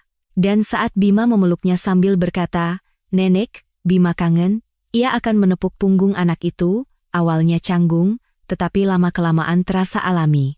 Sekretarisnya terkejut. Pemandangan yang belum pernah ia lihat selama 30 tahun. Ibu Direktur menempelkan gambar anak-anak di dinding. Ibu Direktur memilih biskuit sendiri. Suatu hari, sekretarisnya bertanya dengan hati-hati, "Bu, sepertinya ada gambar baru di dinding ruang kerja Ibu." Ibu Ratna menjawab tanpa mengalihkan pandangan dari dokumen. Memangnya kenapa? Tidak, Bu. Hanya saja. Saya baru pertama kali melihatnya. Kerjakan saja urusanmu. Meskipun Ibu Ratna menjawab dengan dingin, malam itu, saat sendirian di ruang kerjanya, ia menatap lama gambar buatan Bima, gambar krayon yang miring-miring. Satu orang besar, satu orang kecil. Di samping orang besar itu tertulis Nenek Ratna, dan di samping yang kecil tertulis Bima. Mereka berdua bergandengan tangan. Mata Ibu Ratna basah. Wajah cucu-cucunya terbayang. 2 anak dari putra sulungnya, 2 dari putra bungsunya. Ia punya 4 cucu, tetapi pernahkah ia membacakan dongeng untuk mereka? Pernahkah ia memilihkan hadiah ulang tahun untuk mereka sendiri? Pernahkah ia datang ke acara sekolah mereka? Tidak pernah. Sekretarisnya yang mengirim hadiah. Sekretarisnya yang menyampaikan ucapan selamat. Ia menyandang nama nenek, tetapi tidak pernah sekalipun menjalankan perannya. Setiap kali Bima memanggil Nenek Ratna, ada sesuatu di dalam hati Ibu Ratna yang mencair. Ia sendiri belum bisa menamainya, tetapi jelas ada sesuatu yang membeku selama 30 tahun kini mulai luluh. Malam itu, sambil menatap gambar Bima, Ibu Ratna bergumam sendiri, "Sejak kapan aku menjadi orang sedingin ini?" Tidak ada jawaban. Tetapi, hanya dengan mengucapkan pertanyaan itu, bagi seorang Ratna Swedarsono, itu adalah yang pertama kalinya dalam 30 tahun. Malam itu sangat larut. Musim audit klien membuat seluruh kantor lembur, termasuk Anissa yang masih menyelesaikan rekapitulasi data. Bima sudah ia titipkan pada guru PAUD-nya. Lewat pukul 9 malam, Anissa membawa laporan akhir ke ruang kerja Ibu Ratna. Ibu Ratna juga masih di sana. Dokumen menumpuk di mejanya. Ia mengangkat kepala dari angka-angka yang sedang ia periksa. "Sudah selesai?" "Sudah, Bu. Ini laporan akhir data auditnya." Ibu Ratna menerima laporan itu, membacanya sekilas, lalu mengangguk. "Bagus. Terima kasih kerja kerasnya."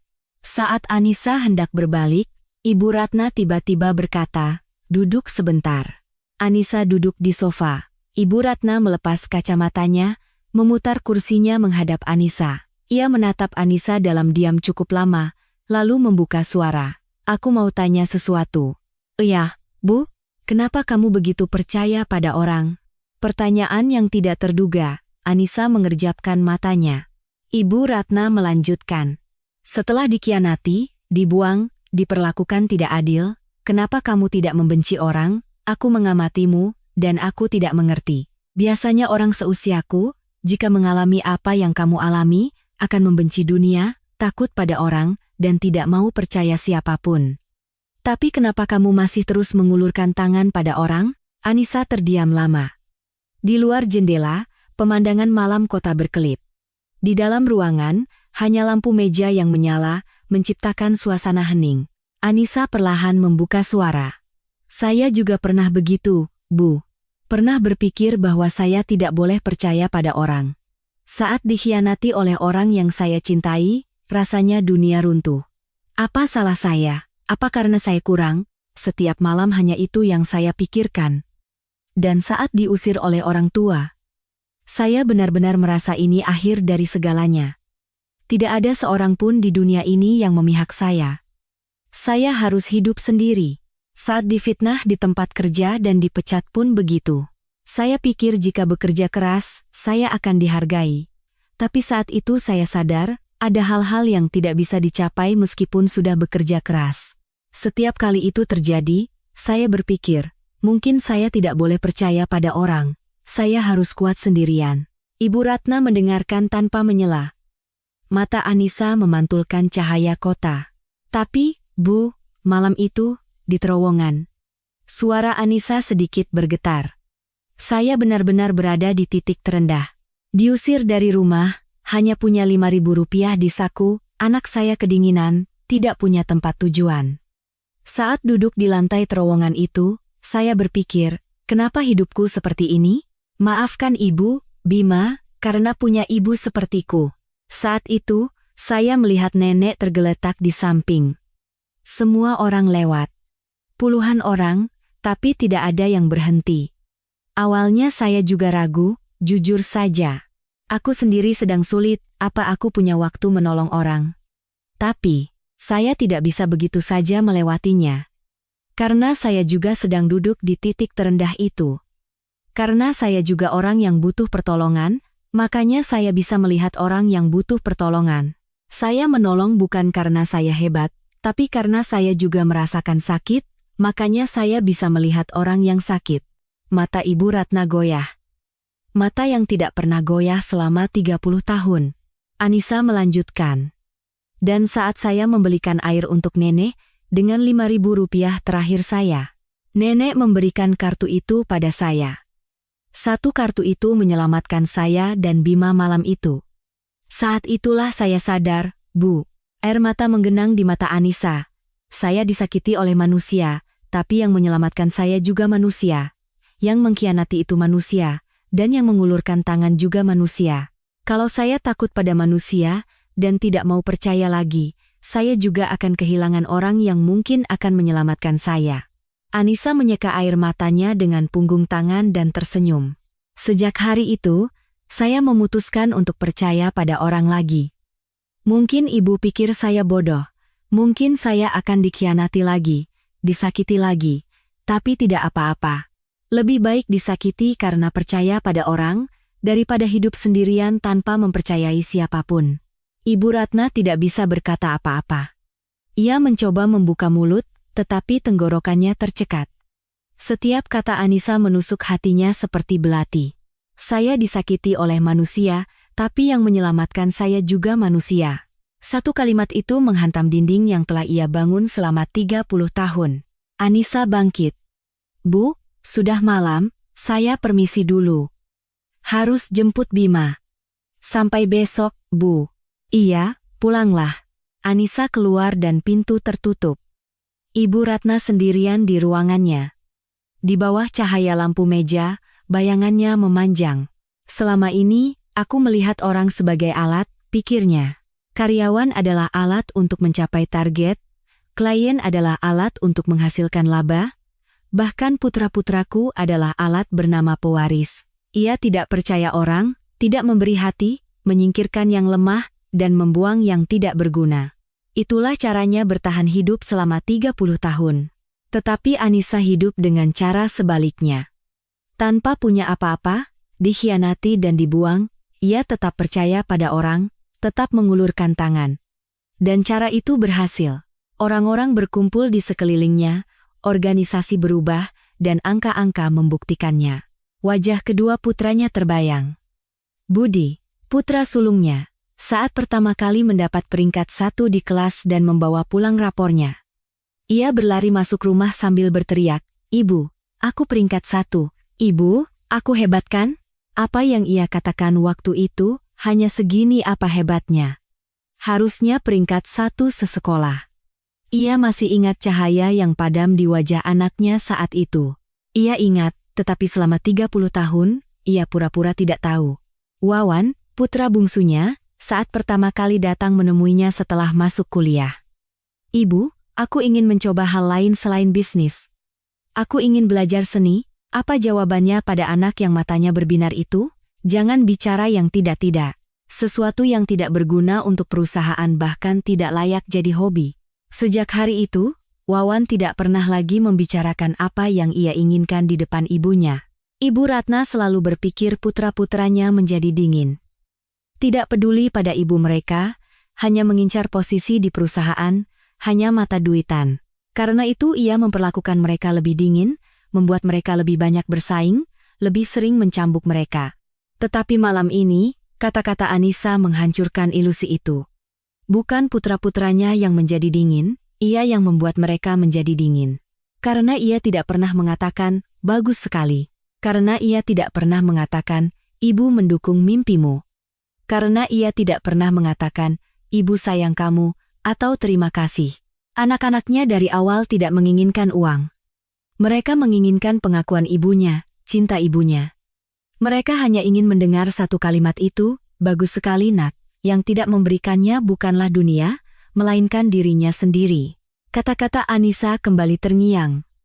Saya disakiti oleh manusia, tapi yang menyelamatkan saya juga manusia. Ibu Ratna menutupi wajahnya dengan kedua tangannya. Bahunya mulai bergetar, tanpa suara, tetapi tak terbendung. Air mata mengalir dari mata Ratna Swedarsono. Untuk pertama kalinya dalam 30 tahun, saat kehilangan suaminya, saat bisnisnya diambang kehancuran, saat dunia memunggunginya, ia tidak pernah menangis.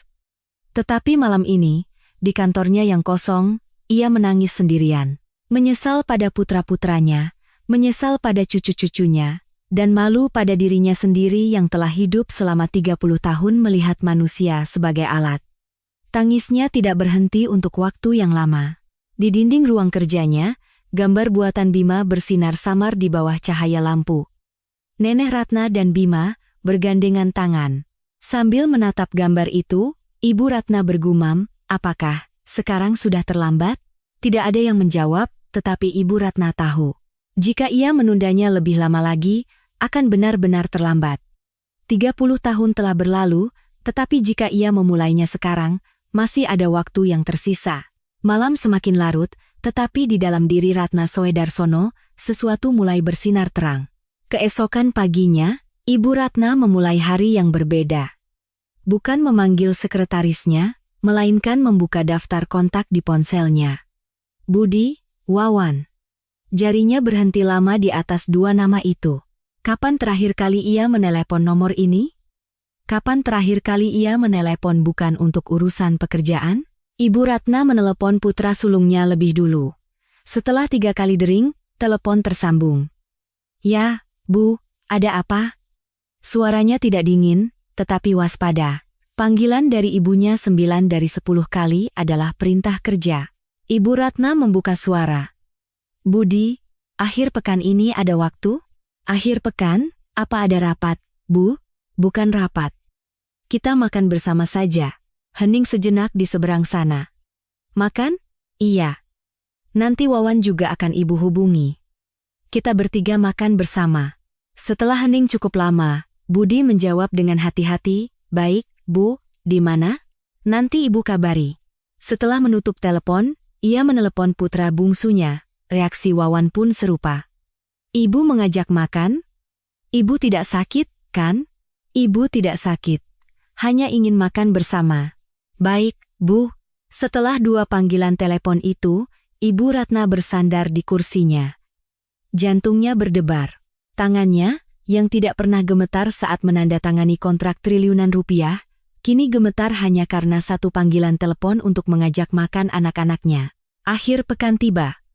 Tempat yang dipilih Ibu Ratna bukan restoran hotel atau restoran mewah, melainkan sebuah rumah makan sederhana yang dulu sering ia kunjungi saat anak-anaknya masih kecil. Tempat yang mereka berempat kunjungi saat suaminya masih hidup. Ia meminta sekretarisnya untuk memeriksa, dan ternyata tempat itu masih ada, meskipun pemiliknya sudah berganti. Budi tiba lebih dulu, disusul Wawan. Keduanya mengenakan setelan jas. Bahkan untuk bertemu ibu mereka mengenakan jas. Itu menunjukkan betapa jauh jarak di antara mereka. 3 orang duduk berhadapan. Hening yang canggung menyelimuti. Budi mengangkat gelas lalu meletakkannya kembali. Wawan membuka menu lalu menutupnya lagi. Tidak ada yang tahu harus bicara apa. Selama 30 tahun, mereka hanya bertemu untuk rapat kerja dan laporan kinerja. Tidak ada topik pembicaraan di meja makan. Makanan datang, tetapi tidak ada yang menyentuhnya. Ibu Ratna membuka suara lebih dulu, "Ibu minta maaf pada kalian."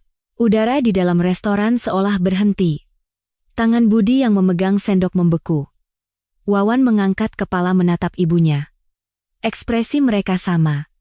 Apa maksudnya ini? Seumur hidup, mereka belum pernah mendengar kata-kata ini. Jangankan permintaan maaf, ucapan terima kasih pun jarang mereka dengar.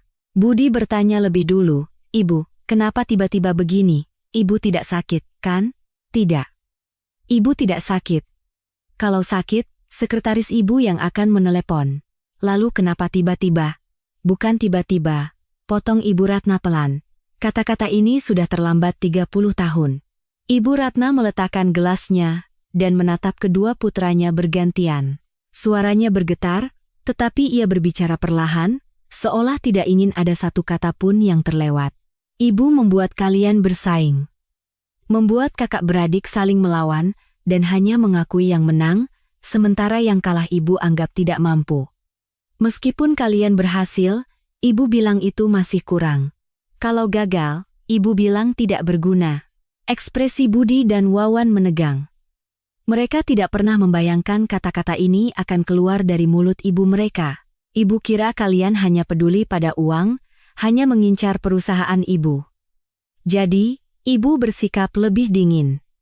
Ibu bilang menunjukkan perasaan itu lemah dan mengatakan keinginan itu tidak ada gunanya. Suara Ibu Ratna tercekat, tetapi ia tidak berhenti. Budi, apa kamu ingat saat SD dulu kamu membawa rapor peringkat 1 dan ibu bilang, harusnya peringkat 1 sesekolah? Mata Budi goyah. Ia tidak menyangka ibunya masih mengingat kejadian 30 tahun lalu. Saya ingat, Bu. Saat itu, cahaya di wajahmu padam. Ibu melihatnya, tapi ibu pura-pura tidak tahu. Ibu meyakinkan diri sendiri bahwa ibu tidak boleh membesarkan kalian dengan lemah. Ibu Ratna menatap putra bungsunya. Wawan, apa kamu ingat saat kuliah kamu bilang ingin belajar seni dan ibu bilang jangan bicara yang tidak-tidak? Wawan menggigit bibirnya. Sejak saat itu, kamu tidak pernah lagi membicarakan keinginanmu di depan ibu. Dan bodohnya, ibu pikir kamu sudah dewasa. Restoran itu hening. Ibu Ratna melanjutkan. Bukan kalian yang menjadi dingin. Ibu yang membuat kalian menjadi dingin. Dari awal, yang kalian inginkan bukan uang, tapi cinta seorang ibu. Tapi ibu tidak memberikannya. Atau lebih tepatnya, ibu tidak tahu cara memberikannya. Dengan alasan bisnis, harus bertahan hidup, tidak boleh lemah, ibu menjadikan itu sebagai alasan untuk tidak mengucapkan satu kata cinta pun pada anak-anak ibu selama 30 tahun. Air mata menggenang di mata Ibu Ratna. Maafkan ibu, Budi. Maafkan ibu, Wawan. Ibu sudah sangat terlambat. Wawan yang pertama kali runtuh. Ia menunduk dalam-dalam, bahunya bergetar. Ibu. Kami hanya... Suaranya bergetar, kata-katanya tidak jelas. Kami hanya ingin mendengar satu kata dari ibu, bahwa kami sudah bekerja dengan baik, hanya itu. Tapi kata itu tidak pernah datang. Kami pikir. Kata itu tidak akan pernah datang. Mata Budi juga memerah. Ia mencoba menahannya, tetapi melihat adiknya menangis, ia tidak sanggup lagi. Saya juga begitu, Bu. Saya bekerja seperti orang gila karena ingin diakui oleh ibu. Saya pikir jika kinerja saya bagus, ibu akan memuji. Tapi seberapapun bagusnya, yang terdengar hanya kata kurang, sampai akhirnya saya menyerah. Saya pikir, saya tidak akan pernah bisa mendapatkan cinta ibu. Air mata mengalir di wajah Ibu Ratna. Berbeda dengan air mata yang ia tumpahkan sendirian di kantornya semalam. Semalam adalah penyesalan pada dirinya sendiri, tetapi sekarang adalah air mata pertobatan di depan putra-putranya. Kalian sudah bekerja dengan baik. Kalian berdua sudah sangat baik. Kata-kata yang pertama kali keluar setelah 30 tahun. Kalian sudah lebih dari cukup. Yang kurang bukan kalian, tapi ibu. Ibu yang salah. Maafkan ibu. Ibu dan kedua putranya menangis bersama untuk pertama kalinya. Di sudut rumah makan sederhana, seorang CEO konglomerat terbesar di Indonesia dan kedua putranya menumpahkan air mata selama 30 tahun di depan meja makan tua. Setelah tangis mereka reda, Ibu Ratna menyeka air matanya. Perusahaan ini, kalian berdua yang pimpin bersama. Jangan bertengkar, saling bantulah. Ibu akan mundur. Budi terkejut. Ibu, apa maksud ibu? Kalau ibu mundur dari perusahaan, 30 tahun sudah cukup. Ibu sudah kehilangan terlalu banyak hal demi membangun perusahaan ini. Sekarang, ibu mau mencoba melakukan hal-hal yang belum pernah ibu lakukan. Wawan bertanya, apa yang akan ibu lakukan? Ibu Ratna tersenyum. Senyum yang belum pernah dilihat putra-putranya. Bukan senyum tajam kemenangan, bukan senyum puas setelah berhasil mendapatkan kesepakatan, melainkan senyum seorang ibu. Menjadi nenek yang menunggu cucunya di depan gerbang sekolah. Ibu ingin mencoba itu. Mata Budi kembali basah. Wawan menunduk dan menangis dalam diam. Ibu Ratna menggenggam tangan kedua putranya, satu persatu. Tangan yang pertama kali ia genggam setelah 30 tahun. Tangan yang kasar dan besar. Kapan mereka tumbuh sebesar ini? Selama mereka tumbuh, apa yang sudah kulakukan? Tetapi penyesalan sudah cukup sampai di sini. Waktu yang tersisa harus diisi dengan cinta, bukan penyesalan. Maaf karena terlambat. Tapi mulai sekarang, ibu akan melakukannya. Menjadi seorang ibu, menjadi seorang nenek. Mulai sekarang, ibu akan melakukannya dengan benar. Budi menggenggam tangan ibunya erat. Tidak terlambat, Bu. Wawan, dengan wajah basah oleh air mata, tersenyum. Yang kami tunggu hanya satu kalimat ini, Bu. Di luar restoran, matahari terbenam. Cahaya senja yang masuk melalui jendela kecil menyinari wajah basah mereka bertiga dengan hangat. Untuk mencairkan sebuah keluarga yang telah membeku selama 30 tahun, tidak diperlukan hal yang muluk-muluk. Satu kata maaf, satu kata hebat, dan sebuah genggaman tangan. Hanya itu. Beberapa bulan berlalu, Ibu Ratna Soedarsono menepati janjinya. Ia mundur dari jajaran direksi dan menyerahkan kepemimpinan kepada kedua putranya sebagai co-CEO. Dunia bisnis gempar. Singa betina yang selama 30 tahun tidak pernah melepaskan kendali, kini turun dari tahtanya sendiri. Ketika wartawan bertanya alasannya, Ibu Ratna hanya menjawab satu kalimat, ada hal yang lebih penting yang harus saya lakukan. Dan apa hal yang lebih penting itu? Hari ini adalah buktinya. Di ruang keluarga yang luas di kediaman Ibu Ratna, hari ini penuh dengan orang. Keluarga putra sulungnya, Budi. Keluarga putra bungsunya, Wawan. Keempat cucunya berlarian sambil berteriak. Anissa dan Bima juga ada di sana. Dan di salah satu sudut, berdiri dengan canggung dua orang tua Anissa. Ada cerita di balik kehadiran mereka. Beberapa hari sebelumnya, Ibu Ratna mendatangi rumah orang tua Anissa sendirian. Ayah Anissa yang membuka pintu, terkejut melihat seorang wanita asing berjas hitam di depannya. Anda siapa? Saya Ratna Soedarsono. Anda ayah dari Anissa Lestari, kan? Wajah ayah Anissa menegang. Ia tahu nama itu. Ibu Ratna berkata langsung ke intinya. Beberapa bulan yang lalu, saya hampir mati di jalanan. Di lantai terowongan yang dingin di malam hari. Puluhan orang lewat, tidak ada yang berhenti. Orang yang berhenti dan menyelamatkan saya adalah putri Anda. Ibu Anissa keluar dari kamar dan berdiri di belakang pintu. Ibu Ratna melanjutkan. Putri Anda hanya punya 5.000 rupiah di sakunya. Dengan uang itu, ia membelikan saya air untuk minum obat. Padahal ia sendiri tidak punya ongkos bus, ia menyelamatkan nyawa orang asing. Ayah Anissa tidak bisa berkata apa-apa. Putri yang kalian usir telah menyelamatkan nyawa saya. Apa kalian tahu bagaimana ia menjalani hidupnya? Ia menggendong anaknya, mengetuk pintu rumah kalian, dan kalian bahkan tidak membukakan pintu? Ibu Anissa menunduk. Tangan ayahnya gemetar. Ibu Ratna berkata untuk terakhir kalinya, kalian seharusnya malu. Saya, selama 30 tahun tidak pernah mengucapkan kata sayang pada anak-anak saya, dan sekarang saya menyesalinya setengah mati. Kalian belum terlambat. Pergilah temui putri kalian sebelum terlambat. Setelah mengatakan itu, Ibu Ratna pergi. Beberapa hari kemudian, orang tua Anissa mendatanginya. Ayahnya tidak berani mengangkat kepala. Dan ibunya langsung menangis begitu melihat Anissa. Anissa, ibu salah. Seharusnya waktu itu ibu buka pintu. Kamu datang menggendong anak, mengetuk pintu, dan ibu pura-pura tidak dengar. Itu bukan perbuatan orang tua. Ayahnya pun berkata sambil menunduk, ayah gagal jadi ayah. Waktu itu ayah hanya emosi sesaat. Sebenarnya ayah mau menemuimu, tapi gengsi. Maafkan ayah, nak. Anissa tidak menyimpan dendam. Ia bisa saja marah, ia punya hak untuk itu. Tetapi Anissa memeluk kedua orang tuanya. Tidak apa-apa Bu, tidak apa-apa. Ayah, kalian datang ke sini saja sudah cukup, karena inilah Anissa. Meskipun disakiti, ia tidak membenci. Ia menyambut tangan yang kembali terulur. Itulah mengapa hari ini, semua orang berkumpul di ruang keluarga ini, meja makan besar penuh dengan makanan.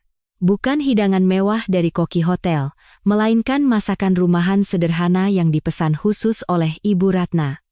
Rendang, bihun goreng, bakwan. Ibu Ratna berpesan pada sekretarisnya, jangan yang mahal-mahal, siapkan yang seperti masakan rumah. Makan bersama keluarga harus begitu. Anak-anak berlarian di sekitar meja. Cucu-cucunya berebut kursi, dan Bima menyelinap di antara mereka untuk duduk di samping Ibu Ratna. Nenek Ratna, Bima duduk di sini ya. Ibu Ratna tersenyum dan mengelus kepala Bima. Iya, duduklah di sini. Melihat itu, cucu-cucu kandung Ibu Ratna pun mulai mendekat. Putri Budi dengan malu-malu memegang lengan neneknya. Nenek, aku boleh duduk di samping nenek juga? Mata Ibu Ratna goyah. Pernahkah anak ini mendekatinya seperti ini? Tentu saja boleh, sayang. Sini. Putra Wawan memegang tangan neneknya dari sisi lain. Nenek, aku juga. Ibu Ratna kini memangku Bima, dengan cucu-cucunya duduk di kedua sisinya.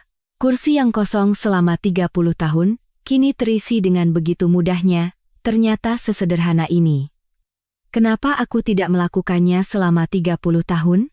Budi menatap ibunya dan tersenyum. Wawan mengambil ponselnya dan memotret momen itu.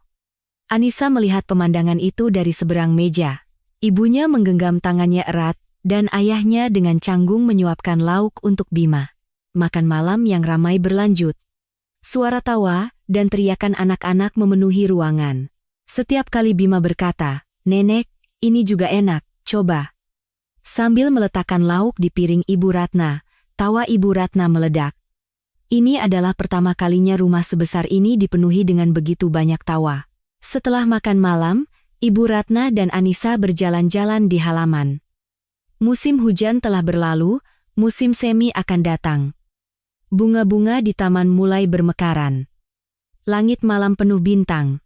Udara terasa sejuk, tetapi tidak dingin. Suara tawa dari dalam rumah menghangatkannya. Ibu Ratna membuka suara. Seteguk air yang kamu belikan untukku di terowongan malam itu adalah air paling mahal yang pernah kuminum seumur hidupku. Anissa menggeleng. Dan kartu yang ibu berikan pada saya? Itu adalah harapan yang menyelamatkan saya dan Bima malam itu. Tanpa kartu itu, saya tidak tahu akan jadi apa. Ibu Ratna perlahan menggeleng. Bukan. Apa yang kamu berikan padaku jauh lebih berharga. Kamu membuatku melihat manusia kembali. Aku, yang selama 30 tahun hanya melihat angka, kini bisa melihat wajah manusia lagi.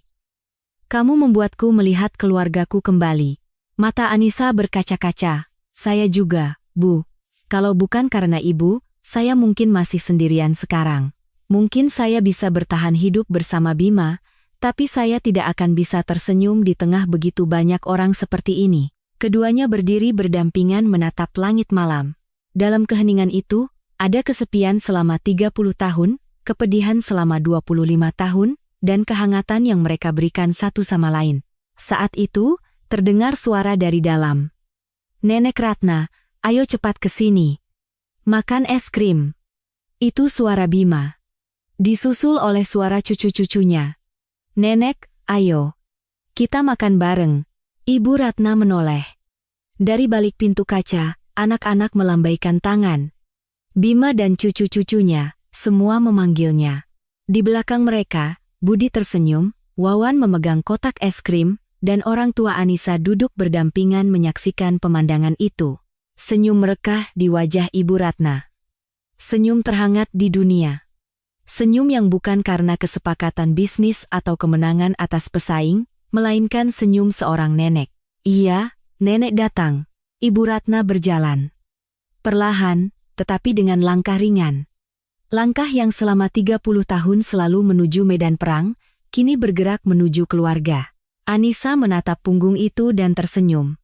Ia pun perlahan berjalan mengikutinya. Saat pintu terbuka, udara hangat dan suara tawa anak-anak menyambut mereka. Di dalam, semua orang tersenyum. Malam itu di terowongan, sebotol air seharga Rp5.000 telah menyelamatkan satu nyawa. Dan selembar kartu yang diberikan orang itu telah menyelamatkan seorang ibu dan anaknya. Tetapi, hal yang paling berharga di dunia ternyata adalah sesuatu yang lain. Sekeping ketulusan dari seorang ibu muda berusia 25 tahun. Itulah yang mencairkan hati seseorang yang telah hidup dalam kedinginan seumur hidupnya, dan membuatnya menemukan kembali keluarga yang telah hilang. Hal yang paling berharga di dunia bukanlah uang, melainkan sekeping hati yang hangat untuk sesama. Hanya itu sudah cukup.